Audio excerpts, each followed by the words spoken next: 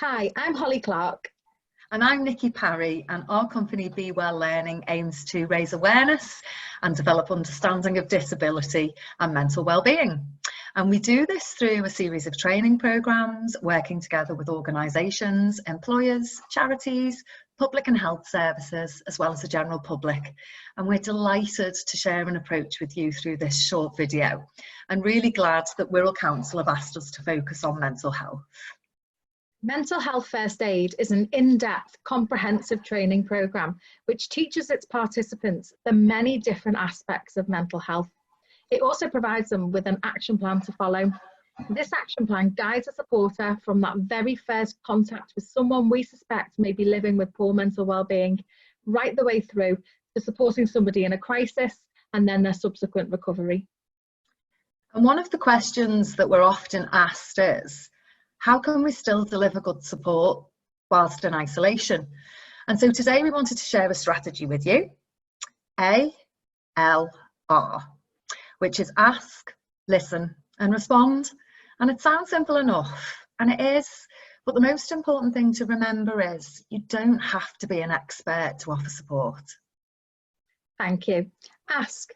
If you've noticed that someone seems to be struggling, maybe they're not engaging like they used to, or they just seem down, it can be difficult to know how to help, especially now.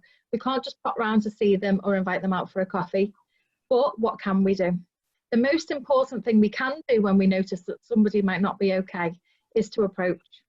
A barrier to people connecting with others and asking about how they're feeling is the fear of saying the wrong thing, when in fact they're not reaching out in the first place could result in that person being alone with their struggles for much longer or not opening up at all, which is a far more worrying thought than saying the wrong thing.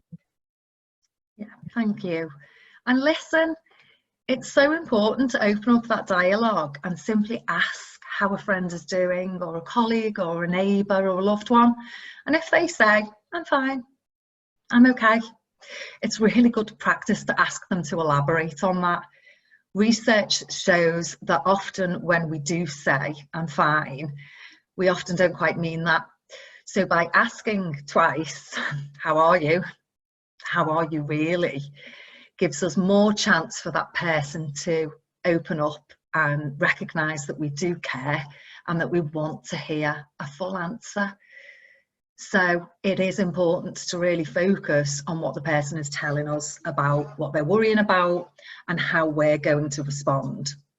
So thank them for sharing their concerns with you, and avoid phrases like it's going to be okay and don't worry about it. Thank you.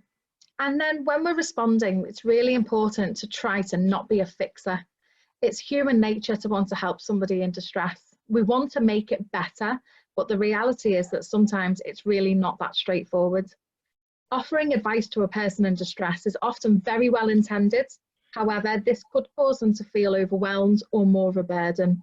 It's likely they've already considered many different options, and our advice is usually based on our own personal experiences, and that might not be suitable for all. Something might have worked brilliantly for you, but that's no guarantee it will work for somebody else. It's much more helpful to simply listen and offer emotional support.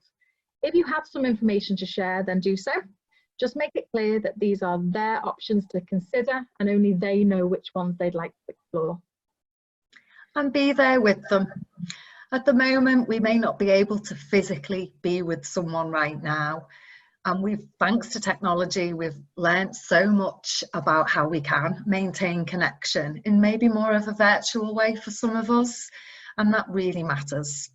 So maybe we can help them to consider trying more things online. Could be meditation classes, yoga classes, exercise classes, or a really fun quiz. You know, ask them to give it a go.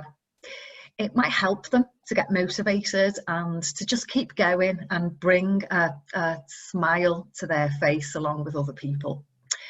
So if space is what they ask for, which sometimes people might do, respect that, that's important, but be aware that it's really also important to check in with that person too. Be kind to you too.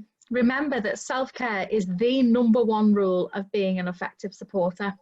It is understandable and completely necessary to take some time for yourself and your own self-care needs. Utilise your own support network and take part in activities that make you feel good. Maybe that's a walk in nature, could be a face mask or a bubble bath, or maybe it's dancing in the living room with the glow sticks out. However you choose to do it, self-care is never, ever selfish. It is vital. It certainly is. And no matter what your circumstances are, whether you do live alone or whether you do live with other people, you might be working harder than ever at the moment with the changes that we're facing, or you could be furloughed. It's completely valid to feel worried and to feel low and to feel anxious at times. We're all living through a global pandemic. And we may not all be in the same boat, but we are all in the same storm.